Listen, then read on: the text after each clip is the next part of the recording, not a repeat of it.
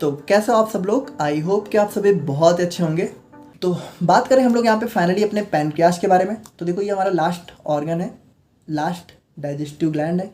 इसके बाद फाइनली जो हमारा डाइजेस्टिव सिस्टम का एनाटॉमिकल पार्ट है वो हमारे पूरी तरीके से ख़त्म हो जाता है। तो पैनक्रियाज की हम लोग बात करें तो ये हमारी एक टाइप की मिक्स्ड ग्लैंड होती है। अच्छा यानी यहाँ पे देखो ये एंडोक्राइन और एक्सोक्राइन दोनों नेचर की होती है। It is located behind the stomach in the upper left abdomen, यानी यहाँ पे स्टमक के पीछे होती है। और यहाँ पे देखो चूंकि ये एक मिक्स्ड ग्लैंड है तो यहाँ पे ये एंजाइम का भी सिक्रेशन करती है और हार्मोन का भी सिक्रेशन करती है। इट कैन बी डिवाइडेड, यहाँ पे इसको हम लोग 3 पार्ट में डिवाइड कर सकते हैं, head body tail. Head body tail आप लोग देख रहे हो, समझ गए होगे।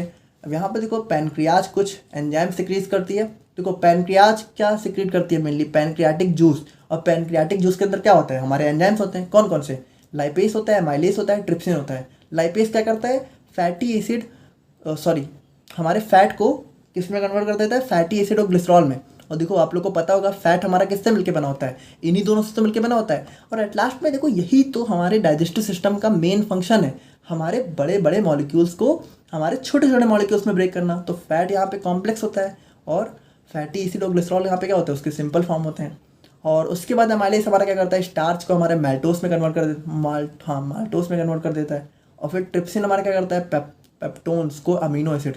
अब पेप्टोन्स क्या होता है, पेप्टोन्स हमारे यहाँ पे प्रोटीन का एक फॉर्म होती है। और फिर हमारा हार्मोन सिक्रेशन बाई पैनक्रियाज, यानी यहाँ पे देखो हमारा पैनक्रियाज क्या करता है, एंजाइम भी सिक्रेट करता है, हार्मोन भी सिक्रेट करता है। एंजाइम हम लोगों ने देख लिया, हार्मोन की अब बात करते हैं। अगर आप लोगों ने यहाँ पे डायबिटीज़ मेलाइटिस वाला लेक्चर हमारा देखा है तो आप लोगों को पता होगा कौन कौन से हार्मोन होते हैं, वहाँ पे हम लोगों ने बहुत डिटेल में डिस्कस किया था। देखो पैनक्रियाज के अंदर हमारे एक टिश्यू होती है, कह सकते हो, या फिर सेल ही कह सकते हो, काफ़ी बड़ी सी सेल, स्लेट ऑफ लैंग्रेंज, जिसके अंदर यहाँ पे बहुत स्मॉल सेल्स होती हैं, जिसमें मेनली हमारी अल्फा सेल होती है, बीटा सेल होती है और डेल्टा सेल होती है। देखो यहाँ पे एक एफ सेल भी होती है, बट वो काफ़ी कम अमाउंट में होती है तो उसको हम लोग यहाँ पे कंसिडर नहीं करते हैं। मेनली यहाँ पे मेन 3 टाइप की सेल होती हैं, जिसमें से अल्फा क्या करती है, ग्लूकागॉन क्या करता है, ब्लड शुगर लेवल को बढ़ाने का काम करता है जब ज़रूरत होती है। फिर बीटा सेल सबसे इंपॉर्टेंट, इंसुलिन सिक्रेट करती है, ये ब्लड शुगर लेवल को कम करती है। और डेल्टा सेल क्या करता है, सोमैटोस्टेटिन सिक्रेट करता है, जो कि इन दोनों को रेगुलेट करता है, इन दोनों के सिक्रेशन को, कि कितना होना चाहिए कितना नहीं। तो ये था हमारे यहाँ पे डाइजेस्टिव सिस्टम का एक बेसिक एनाटॉमिकल पार्ट। अब हम लोग यहाँ पे अपने कुछ इंपॉर्टेंट क्वेश्चंस को डिस्कस कर लेते हैं, जो कि आप लोग को एग्जाम में देखने को मिल जाते हैं। तो सबसे पहले हम लोग बात करते हैं अपने एसिड प्रोडक्शन इन स्टमक, यानी कि देखो ये जो HCl हम लोग देख रहे थे, तो ये HCl आखिर स्टमक में बनता कैसे है। देखो यहाँ पे इस थ्योरी पार्ट पे आप लोग मत जाओ, इस फिगर को सिंपली देख लो, आप लोग बहुत आसानी से समझ जाओगे। देखो ये हो गया हमारे यहाँ पे एक पैराइटल सेल का फिगर, ठीक है। अब होता क्या है, ध्यान से सुनना। देखो यहाँ पे जो हमारा CO2 होता है, तो आप लोग को पता है कि मेटाबॉलिज्म की जो भी प्रोसेस होती हैं वहाँ पे हमारा क्या होता है, CO2 का फॉर्मेशन होता है। तो जो वेरियस मेटाबॉलिज्म होती है वहाँ से जो हमारा CO2 होता है वो हमें मिल जाता है। और वाटर तो भैया हमारी पूरी बॉडी में है ही है भर भर के। तो ये जो हमारा CO2 है और जो हमारा H2O है, ये दोनों मिलके बना लेते हैं हमारा H2CO3, यानी कि कार्बनिक एसिड। और यहाँ पे हमारा एक एंजाइम होता है कार्बनिक एनहाइड्रेस, जो कि हमारी पैराइटल सेल में हमें भर भर के देखने को मिल जाता है। यानी इस एंजाइम की कोई कमी नहीं है, यानी H2CO3 के फॉर्मेशन में कोई कमी नहीं होगी, आराम से बन जाएगा। अब ये जो H2CO3 है ना, ये ना एक काफ़ी अनस्टेबल कंपाउंड होता है, यानी कि स्टेबल नहीं होता है। तो ये क्या होगा, फिर से ब्रेक होगा। अब ये फिर से किस में ब्रेक होता है, ये फिर से ब्रेक हो जाता है हमारा HCO3- यानी बाइकार्बोनेट में, और H+ में, ठीक है, यानी हाइड्रोजन आयन में। अब देखो होता क्या है, ये जो H+ है ना, ये हमारा यहाँ पे हमारे जो पैराइटल सेल्स है यहाँ पे हमें देखने को मिलता है एक ATPase पंप। कौन सा पंप, H+ K+। अच्छा यहाँ पे हम लोगों ने ये K+ को नहीं दिखाया, थोड़ा सा K+ को भी दिखा देते हैं, K+H+, सॉरी, ठीक है। सो यहाँ पे देखो एक हमारा पंप होता है सोडियम पोटेशियम ATPase पंप। अब ये पंप करता क्या है, ये पंप हमारा ATP को कंज्यूम करता है और हमारे, देखो ध्यान से सुनना, हमारे H+ को सेल से बाहर भेज देता है और हमारे K+ को सेल के अंदर ले लेता है, ठीक है, ध्यान से सुनना। तो यहाँ पे देखो क्या होगा, जो हमारा H+ है ये इस ATP यहाँ पे क्या करेगा, ATP को कंज्यूम करेगा। और इसको एनर्जी कहाँ से मिलती है, एनर्जी मिलती है इसको ग्लूकोज से। तो ये ग्लूकोज से एनर्जी लेता है, फिर H+ को हमारे बाहर भेजना चालू कर देता है, ठीक है। ये जो H+ कहाँ से बना है, देखो ये जो H+ हमारा यहाँ से बना है, इस H+ को ये बाहर भेज देता है, और K+ हमारा देखो बहुत आउटसाइड बहुत ज़्यादा अमाउंट में होता है, तो K+ को यहाँ पे अंदर भेज देता है। तो इतना आप लोग समझ गए। अच्छा, H+ तो हमारा मिल गया। अब HCl हमें बनाना है तो हमें चाहिए Cl-, तो Cl- भी हमें चाहिए। अब Cl- कहाँ से आएगा, तो देखो यहाँ पे Cl- हमारा जो है सेल के हमारे एक्स्ट्रा सेलुलर पार्ट में देखने को मिलता है। तो Cl- क्या होता है, अब देखो हमारा यहाँ पे एक और एटीपेज पंप होता है, कौन सा, हमारा सोडियम बाइकार्बोनेट और क्लोराइड एटीपेज पंप। अब ये क्या करता है, ये भी हमारा एटीपी वगैरह को कंज्यूम करता है, और हमारे देखो अब यहाँ पे जो H2CO3 ब्रेक हुआ था, तो यहाँ पे SCO3- भी हमारा जो है बाइकार्बोनेट में भी तो ब्रेक हुआ था, तो ये क्या करता है, बाइकार्बोनेट को बाहर भेजता है और Cl- को अंदर ले लेता है। और देखो ये Cl- को फाइनली क्या करता है, हमारा यहाँ पे हमारे ल्यूमेन वाले एरिया में सिक्रीट कर देता है, ठीक है। और फाइनली क्या होता है, ये H+ और ये Cl- इस तरीके से ये दोनों मिलके, देखो ये दोनों मिलके हमारा फाइनली HCl बना लेते हैं। तो कुछ इस तरीके से हमारे HCl का सिक्रेशन होता है। और यहाँ पे देखो ये जो क्लोराइड ये हमें कहाँ से मिलता है, ये क्लोराइड हमें मिलता है NaCl से। NaCl यानी कि NaCl होता है हमारा ब्लड में, तो ब्लड से हमारा ये क्लोराइड हमें देखने को मिल जाता है। और देखो चूंकि हम लोग NaCl को ब्लड से ले रहे हैं, तो वहाँ पे इस NaCl के अमाउंट को कमी को पूरा करने के लिए होता क्या है, ये जो बाइकार्बोनेट बन रहा है ये हमारा ब्लड में भेज दिया जाता है, और ये बाइकार्बोनेट हमारा ब्लड में सोडियम के साथ मिलकर हमारा सोडियम बाइकार्बोनेट के फॉर्म में कन्वर्ट हो जाता है। तो कुछ इस तरीके से होता है हमारे यहाँ पे एसिड प्रोडक्शन इन स्टमक। अगर आप लोग थ्योरी पार्ट थोड़ा सा देखना चाहो, वैसे देखो हम लोग सोच रहे स्किप कर दें, अच्छा चलो जल्दी से देख लेते हैं जल्दी से। HCl is produced by parietal cell, हमें पता है।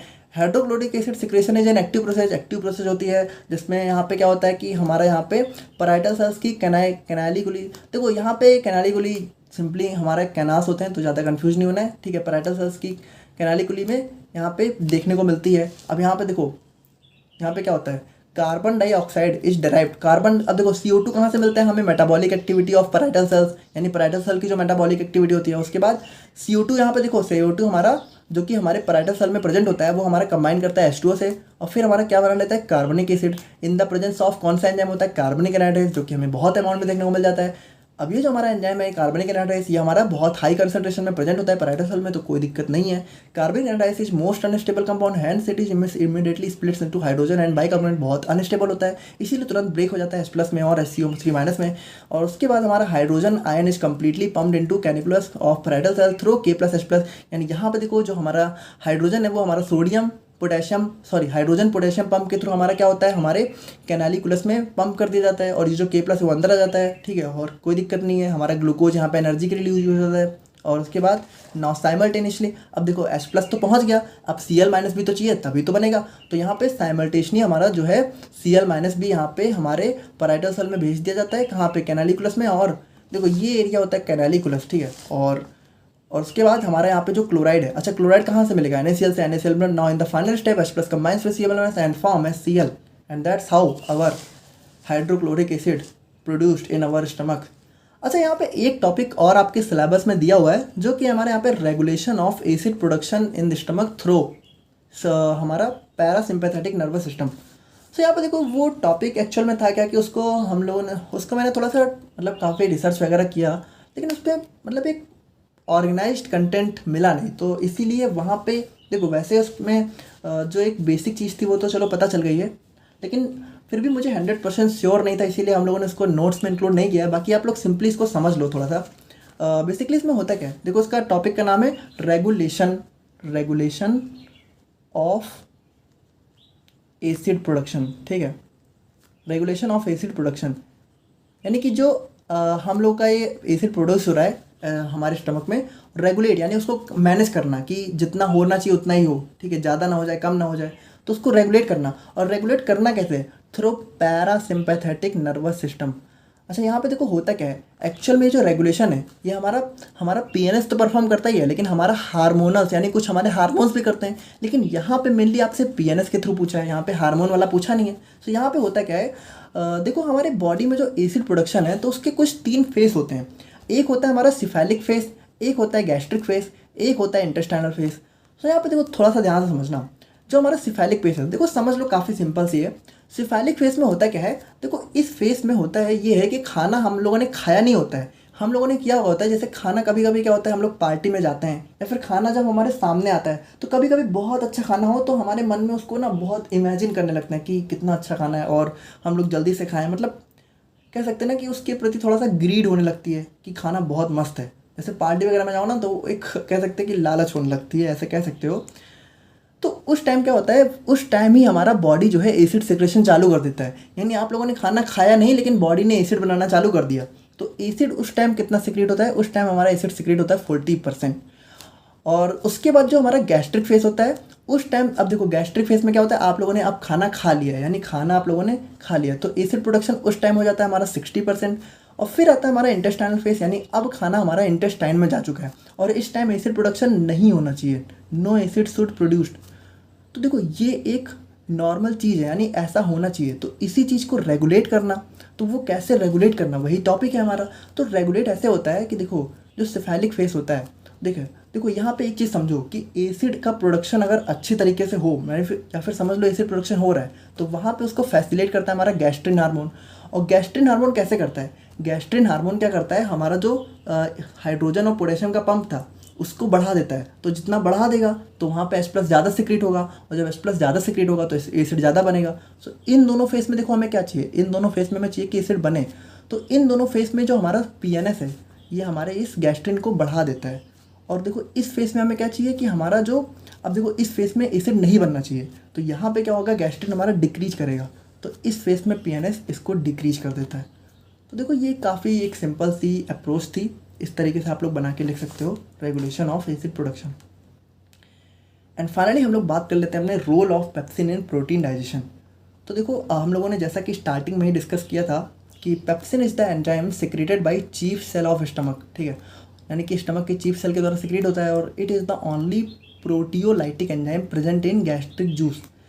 देखो ये चीज़ थोड़ा ध्यान समझना, प्रोटियोलाइटिक एंजाइम्स हमारे वो एंजाइम्स होते हैं जो कि प्रोटीन को क्या करते हैं, ब्रेक डाउन करते हैं। अब देखो जो हमारा गैस्ट्रिक जूस है हम लोगों ने देखा था जो स्टमक के अंदर होता है उसके अंदर सिर्फ हमारा ये इकलौता प्रोटियोलाइटिक एंजाइम होता है। देखो यहाँ पे ध्यान से समझना, ये इकलौता प्रोटियोलाइटिक एंजाइम नहीं होता है बल्कि गैस्ट्रिक जूस के अंदर इकलौता होता है। वैसे हमारे और भी प्रोटियोलाइटिक एंजाइम्स होते हैं बट गैस्ट्रिक जूस के अंदर सिर्फ यही होता है। तो यहाँ पे क्या करता है हमारा the chief cells produce pepsin. अच्छा यहाँ पे देखो जो चीफ सेल है वो पेप्सिन को प्रोड्यूस तो करती है लेकिन इनएक्टिव फॉर्म में, जिसको हम लोग बोलते हैं पेप्सिनोजन। अब पेप्सिनोजन तो हमारा कुछ काम कर नहीं पाएगा, तो ये पेप्सिनोजन एक्टिवेट कैसे होता है, activates in the form of pepsin with the help of HCl, यानी जो HCl होता है उसकी मदद से ये एक्टिव होता है। और HCl सेक्रेट कौन करता है, पैराइटल सेल। तो ये जो पेप्सिनोजन है जब इसको HCl मिलता है तो ये पेप्सिन के फॉर्म में एक्टिवेट हो जाता है।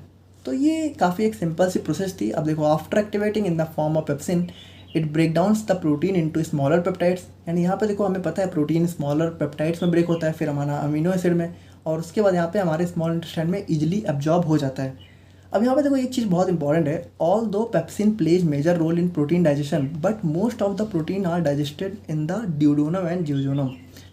देखो यहाँ पे क्या बोल रहा है कि हम लोग जो हमारा पेप्सिन है वो प्रोटीन को डाइजेस्ट तो करता है लेकिन पूरी तरीके से नहीं करता है, मतलब पूरे प्रोटीन को डाइजेस्ट नहीं करता है। जो हमारा मोस्ट ऑफ द प्रोटीन्स होते हैं वो फाइनली हमारे स्मॉल इंटेस्टाइन में ही डाइजेस्ट होते हैं। देखो हम लोग स्टार्टिंग से ही यही बोलते हुए आ रहे हैं कि major digestion and major absorption हमारा स्मॉल इंटेस्टाइन में ही होता है।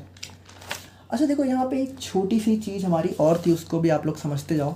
जैसे कि हम लोगों ने क्या देखा था, हम लोगों ने देखा ये हमारा हो गया, देखो थोड़ा सा बस छोटा सा, ये हो गया हमारा लिवर और लिवर के पास होता है यहाँ पे हमारा बाइल, सॉरी गाल ब्लैडर है ना, गाल ब्लैडर। और यहीं पे हमारा एक पीछे की साइड हम लोग ऐसे बना लेते हैं, वैसे ऐसे नहीं होता है, हमारा देखने को मिलता है हमारा पैनक्रियाज। अब देखो ये सिर्फ आपको समझाने के लिए है, एक्चुअल में बिल्कुल ऐसा ही स्ट्रक्चर हो ज़रूरी नहीं है। तो पैनक्रियाज से हमारी निकलती हैं पैनक्रियाटिक डक्ट, ठीक है, समझ रहे हो।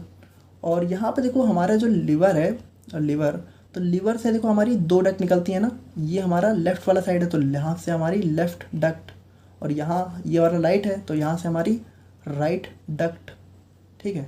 और ये जो गाल ब्लैडर है देखो यहाँ से हमारी कौन सी डक्ट निकलती है, सिस्टिक डक्ट, हम लोगों ने देखा था।